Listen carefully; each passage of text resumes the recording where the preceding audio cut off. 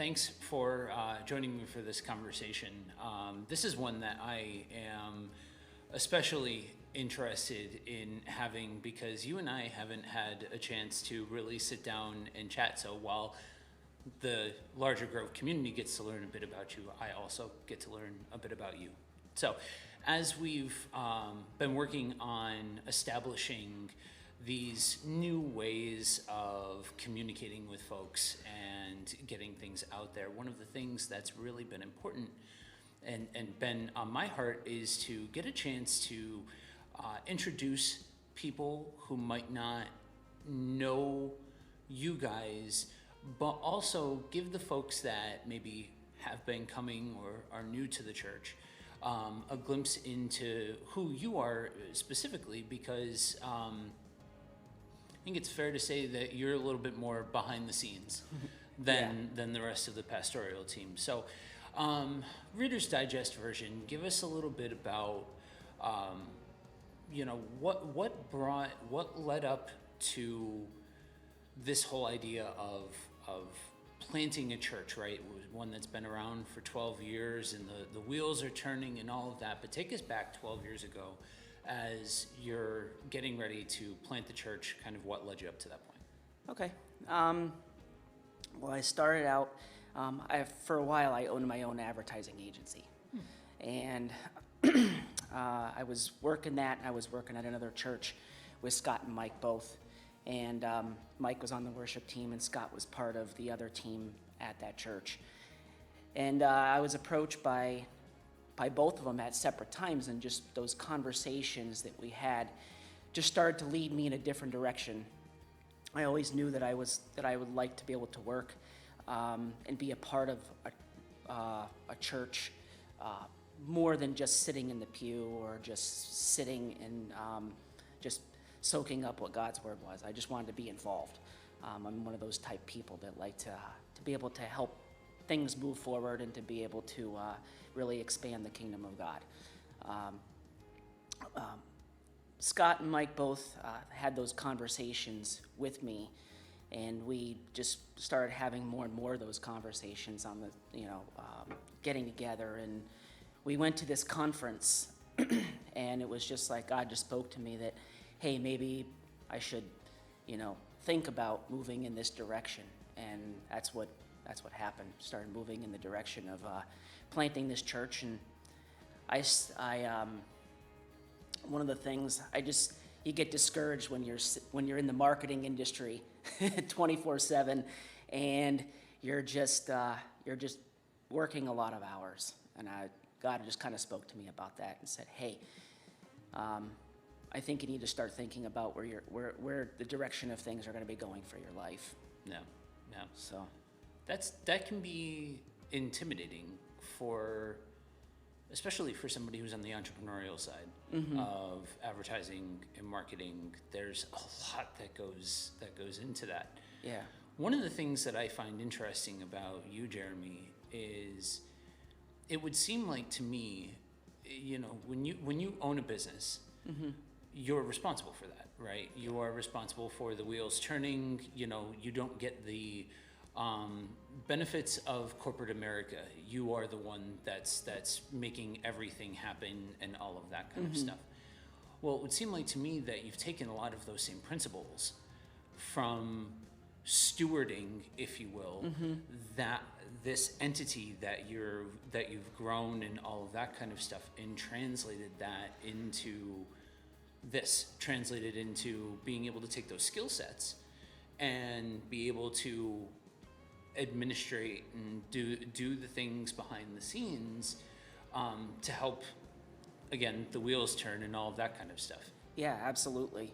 A lot of times you don't like to say that a church is a business, but sometimes that's what it is. You got to look at all those different assets or those facets of the church, and all those same pieces do work together inside of a church also.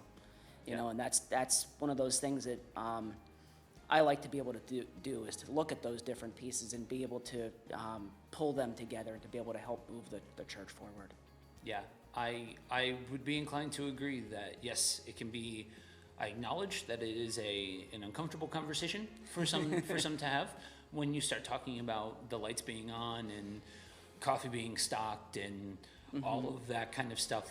But the reality is that yeah, I mean, there is money involved, there is finances involved, there's systems involved, and all of that kind of stuff. And I think it's cool to see whenever, whether it's business or music or leadership or what have you, that you can see those skills being used with a pastoral heart. And that's one thing that I wanted to bring up. So you're part of the pastoral team, and one of the things that really intrigues me about you is you are closer to what some might look at as an unconventional pastor, right? You're not up in front of the congregation every single Sunday. You're not leading worship, but fascinatingly enough, you play drums. When I was first getting to know you, I did not realize that you played drums, and then you got behind the drum kit, and I'm like, oh, didn't strike me as a drummer, but interesting. Yeah. So talk to me about that. Taking those skills and being able to use those to cultivate what is now a fully fledged, living, breathing community. And A, did you think that was something that was in the cards for you? But B, was building a community something that was on your heart before building the Grove? Actually, yes. Looking at it from a little different perspective.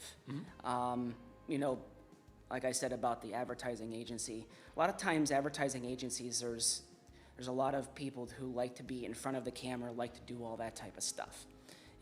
I'm more of I like to be behind the scenes because I like to be able to help support. And I really, really like to be able to help support Scott and Mike and this ministry move forward without having to be in the limelight all the time.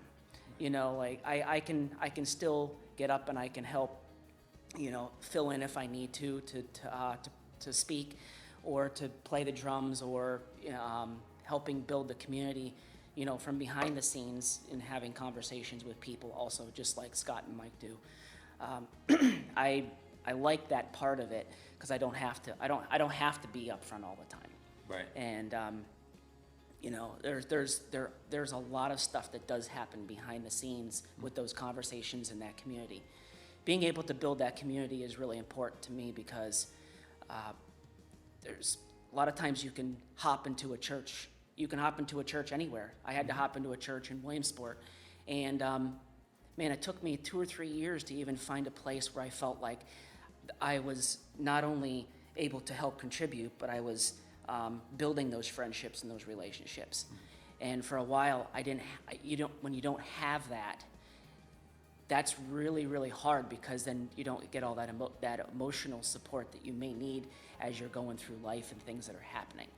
And that's what, we wanted to build here, is those relationships, so that when you do go through those hard times, you just need to have someone to have a conversation with, or something as simple as just bouncing some ideas off of people. And that's what I really, really like to be able to do, is to be able to help with that. Yeah, that's phenomenal to hear the different versions of the heart for the community, the people, just what is happening here.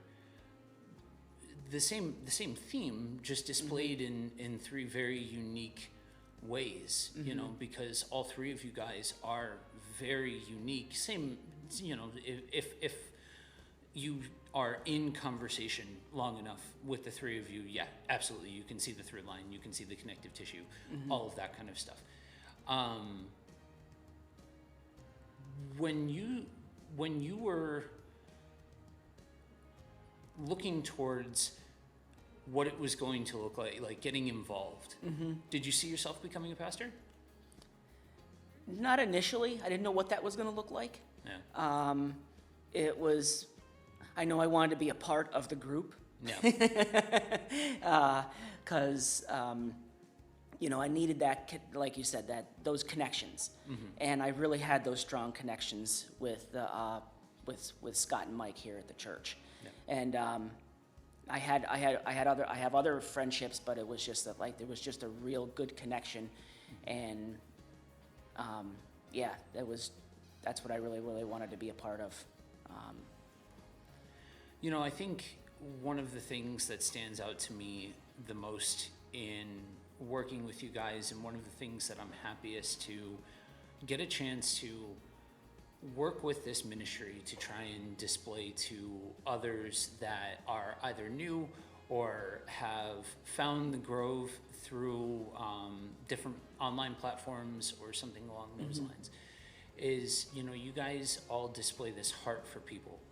And whether you are front and center or you're behind the scenes, I watch you guys caring for people and, using those gifts and things like that. And I look at myself as a living thesis statement for what you guys have built here, and I almost wonder if having those relationships between the three of you and building out from there is really what makes this house that you can bring people into, that says, hey, great, if you come through the doors, awesome. We hope to shake your hand and look you in the eye. If you never come through the doors, great, you're still a part of the community. And being able to bring about that environment, that's what the house is built on. That's the architecture, Right. Yeah. And when this first started out, we didn't know what it was going to completely look like. Yeah. We had these conversations beforehand that we wanted to be able to build this type of a community or this type of a church. And when we started the church here, God just kept bringing more and more people here that kind of had those same, I would say, values, I guess. And when they were able to actually express those values, and they were able to, not feel like they have to be in the suit, the tie, and just sit in the seat and that's all you do. Yeah. When they were able to get up and they were able to start having those warm conversations, they were able to give a hug or two, or to just talk about life. That's when it started to grow. And that was really, really awesome to watch and see. And even now, almost 12 years later, to see that starting to really take hold with the teaching, with the different people that were here initially, and then now new people coming in. Those relationships just keep getting stronger. Yeah. I think when going through and speaking to the different people who attend here, and having these different people be able to display real connection to each one of you guys, but also to the Grove as a whole, really speaks to the strength of the church. I think in these kinds of conversations, when you talk about pastors and you talk about all of that kind of stuff, some of the first questions that want to come to your mind are things like, well, what's your theological background? What's your church background, and all of that kind of stuff. And sure, there's room in that conversation. But I think whenever you're building out something, everything that you've touched on, if that's not front and center, then the rest of it's just kind of academics that just kind of fill the space, if that makes, you know what I mean? Yeah, that does make sense. Yeah. Yep. So what would you say to folks that see an environment like this, that aren't used to the community dynamic, and maybe are a little bit skeptical, or maybe a little bit hesitant to engage, because this isn't something that happens all the time? first thing I would say is that, I know it's sometimes scary to, I know for some people it's scary to be in a community environment. First of all, is that when you're able to step into a church where there is a welcoming environment, I think it's just try it out. I mean, I don't know what else to say. Sometimes it's that simple. Just to come check it out and see what this type of environment may look like. I know that some people may have anxiety over it, but it's not like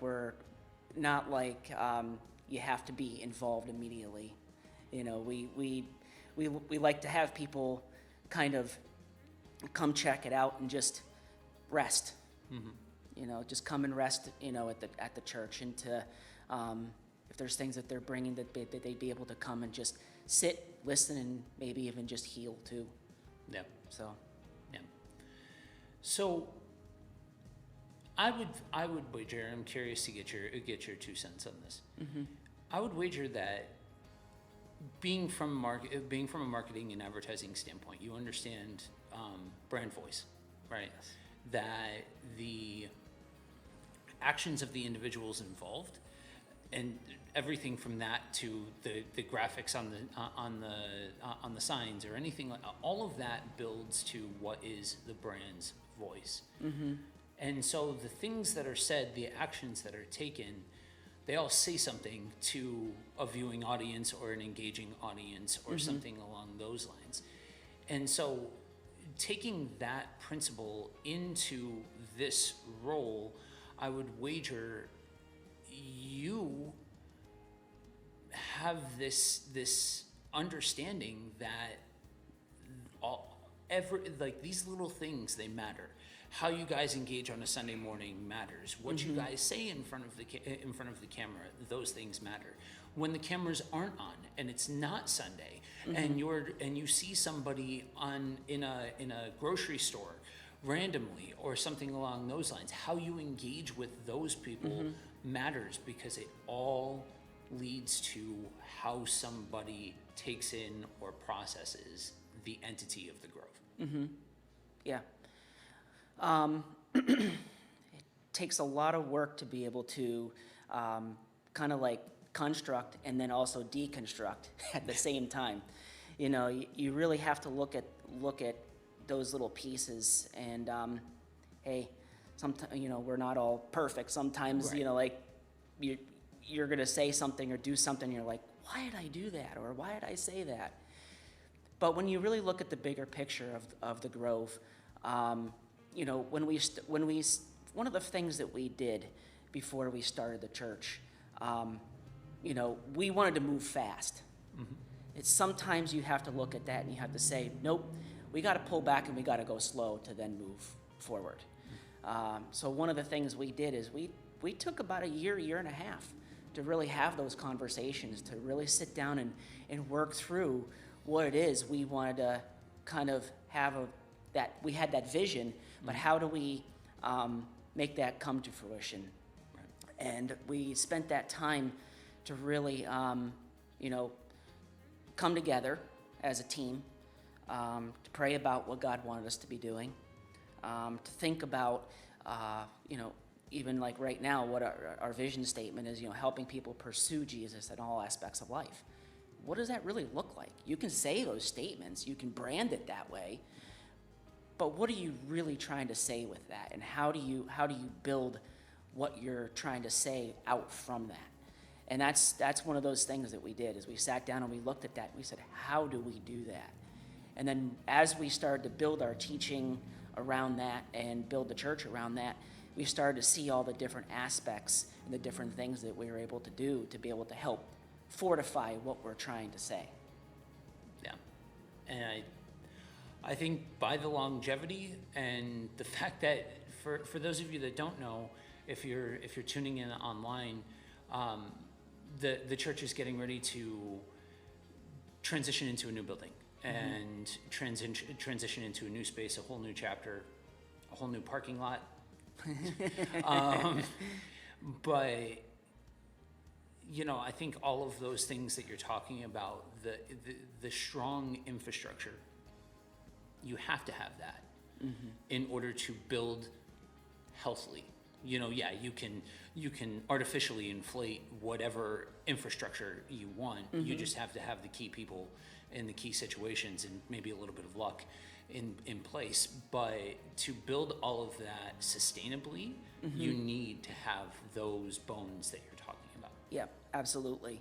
If you don't have those no, I wouldn't say structures. I would say if you don't have people moving in the same direction or with the same values, or and having some of those deeper conversations, those connections, to go through some transition like we are, those relationships and things become a little strained, and that's where it becomes tough to keep everything together. Yeah. There's gonna be bumps in that road, but it's one of those things where you look at it and you can tell that the connections and the relationships are stronger than those little tiffs that you may have. Yeah. Well, Jeremy, I appreciate getting a chance to sit down and chat, and I hope for you guys watching, this was illuminating for a chance to be able to see a picture into what it looks like for a pastor to have a heart for people, to have a heart for the church and all of that, even if that doesn't translate into front and center every single Sunday. So thanks, Jeremy. Yep, thank you.